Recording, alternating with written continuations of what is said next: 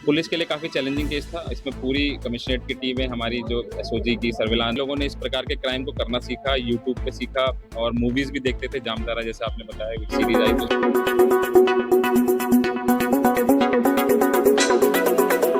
26 लाख की लालच में व्यापारी की हत्या, साइबर गैंग का पर्दाफाश। वाराणसी में साइबर अपराध का बेहद खौफनाक चेहरा सामने आया है। रोहनिया क्षेत्र में 26 लाख रुपए हड़पने की साजिश में किराना व्यापारी जितेंद्र पटेल की गोली मारकर हत्या कर दी गई। पुलिस के मुताबिक आरोपी व्यापारी का मोबाइल छीनकर बैंक खाते से रकम निकालना चाहते थे। वाराणसी पुलिस ने ब्लाइंड मर्डर का खुलासा करते हुए साइबर गैंग के 5 आरोपियों को गिरफ्तार किया है, जिनमें 2 आरोपी पुलिस मुठभेड़ में घायल हुए हैं। रोहनिया के औलेशपुर निवासी किराना व्यापारी जितेंद्र पटेल दुकान बंद कर घर लौट रहे थे, तभी बाइक सवार बदमाशों ने उन्हें गोली मार दी। घायल जितेंद्र किसी तरह घर पहुंचे, लेकिन बीएचयू ट्रामा सेंटर में इलाज के दौरान उनकी मौत हो गई। जांच में सामने आया कि जितेंद्र के खाते में 26 लाख रुपए आने की जानकारी साइबर ठगों को मिल गई थी। आरोपी मोबाइल हासिल कर ओटीपी और बैंक डिटेल्स के जरिए पूरी रकम ट्रांसफर करना चाहते थे। वाराणसी पुलिस ने सीसीटीवी, मोबाइल लोकेशन और तकनीकी साक्ष्यों के आधार पर पूरे मामले का खुलासा किया। पुलिस ने मुठभेड़ के बाद गोलू पटेल, ज्ञानशु पटेल को गिरफ्तार किया, जबकि गिरोह के मास्टरमाइंड आयुष पटेल, मनीष सिंह और अमन सेठ को भी दबोच लिया। आरोपियों के पास से हथियार, मोबाइल और अन्य साक्ष्य बरामद हुए। पुलिस का कहना है कि यह मामला साइबर अपराध के बदलते और खतरनाक स्वरूप का उदाहरण है, जहां ऑनलाइन ठगी करने वाले अपराधी अब हत्या जैसे संगीन अपराध करने से भी नहीं हिचक रहे हैं। एक घटना अवलेशपुर थाना रोहनिया क्षेत्र में हुई थी, जिसमें एक व्यक्ति हैं जितेंद्र जी, जो किराने की शॉप है उनकी, वो अपने घर जा रहे थे। तो रास्ते में बाइक सवारों के द्वारा उनको गोली मारी गई थी, जब उनको इलाज के दौरान उनकी मृत्यु हो गई।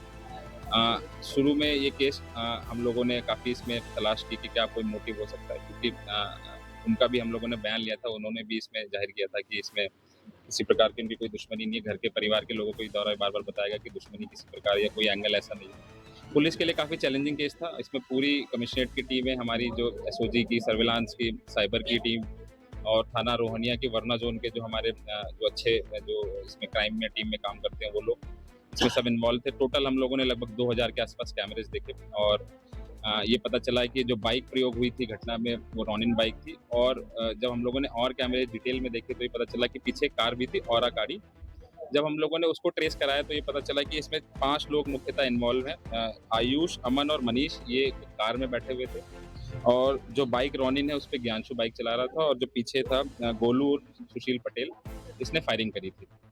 इनका मोटिव जो था ये बेसिकली ये लोग साइबर फ्रॉड करते हैं। ये ऐसे दुकानदारों को टारगेट करते थे जहाँ पे जिनके पास पेटीएम का वो बॉक्स होता था, वहाँ जाके ये लोग सिम को जो स्वैप कर लेते थे और उनके पैसे उनके अकाउंट पे लोन लेके या उनके जो अकाउंट में पैसे हैं उसको डूब करके अपने अकाउंट में ट्रांसफर करके या परचेज कर लेते थे कोई सामान।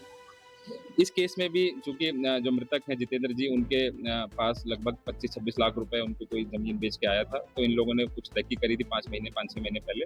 तो ये पता चला था इस पैसे को हमें किसी भी प्रकार से इसको लूटना है या फिर अपने अकाउंट में ट्रांसफ़र कराना है। इन लोगों ने प्लानिंग करी। इसमें एक व्यक्ति के द्वारा जो अवैध असलहा है उसको प्रोवाइड कराया गया अमन के द्वारा और फिर 7 तारीख को भी इन्होंने एक बार अटेम्प्ट किया, बट उस दिन चूँकि वो जल्दी चले गए तो उस दिन नहीं कर पाए। 8 तारीख को इन लोगों ने इस घटना को कारित किया।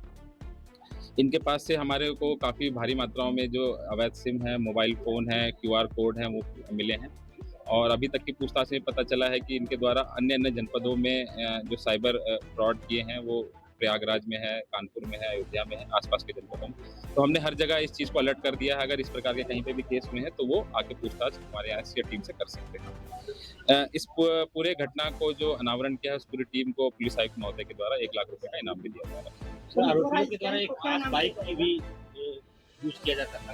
इस बाइक की ये देखिए जो घटना में भी प्रयोग हुई है टीवीएस की रॉनिन बाइक है, ये भी नई बाइक है और हाई स्पीड बाइक है।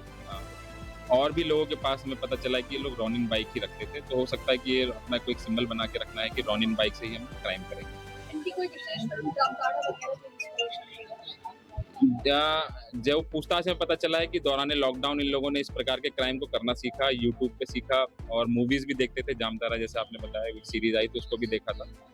और इन लोगों ने पहले टेस्ट के रूप में अपने घर में ही, चूँकि एक व्यक्ति का जो क्रिमिनल है इसके ज्ञानशु, इसकी खुद की दुकान है, वहाँ पे इसने अपने घर पे ही उसको टेस्ट करके चेक किया था कि कैसे हम लोग लोन करा सकते हैं, उसको ट्रांसफ़र कर सकते हैं।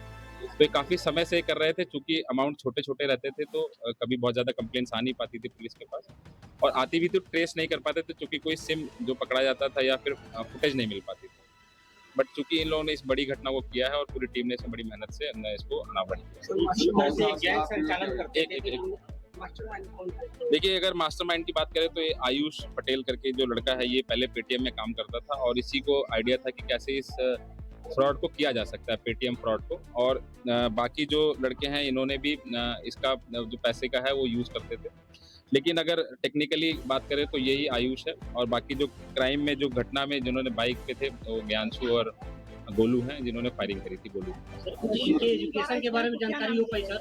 हाँ, एजुकेशन के बारे में कितना पढ़े लिखे थे, क्योंकि ये देखिए, बहुत ही हाई लेवल इसमें अगर मैं सबकी एज प्रोफाइलिंग करूं तो 21 साल 22 साल सब 22 साल से छोटे ही हैं, और कुछ लोग इसमें आईटीआई कर रहे हैं, कुछ अभी कॉलेज में जा रहे हैं, कुछ उन्होंने ड्रॉप आउट कर दिया है, तो बहुत ज़्यादा पढ़े लिखे नहीं है। बट क्योंकि इजी मनी बनाने के चक्कर में इन लोगों ने क्राइम को सीखा और कई बार इन्होंने घटनाएं करी। कौन सा स्लैब को क्या नाम दिया जाएगा? हाँ जी, को क्या नाम दिया जाएगा? देखिए, अगर नाम की तो मैं नहीं बता सकता, बट चूंकि ये रॉनिन बाइक प्रयोग करते थे हमेशा, तो हो सकता है ये इनका सिंबल रहा हो। असलाह के बारे में कहा असलाह के बारे में ये अमन सेठ लड़का है, ये इसके द्वारा बताया गया था कि ये 6 महीने पहले मुंगेर गया था, वहाँ से ये 30,000 रुपए में ये असलाह को खरीद के लाया।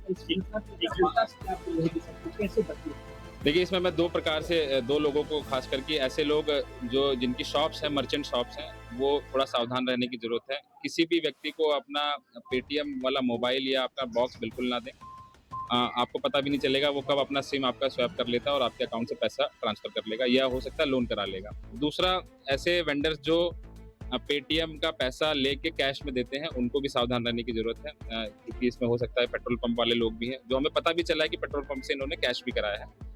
तो ये भी ये जनरली क्राइम का पैसा होता है जो कैश कराते हैं, तो दोनों लोगों को सावधान रहने की इसमें जरूरत है।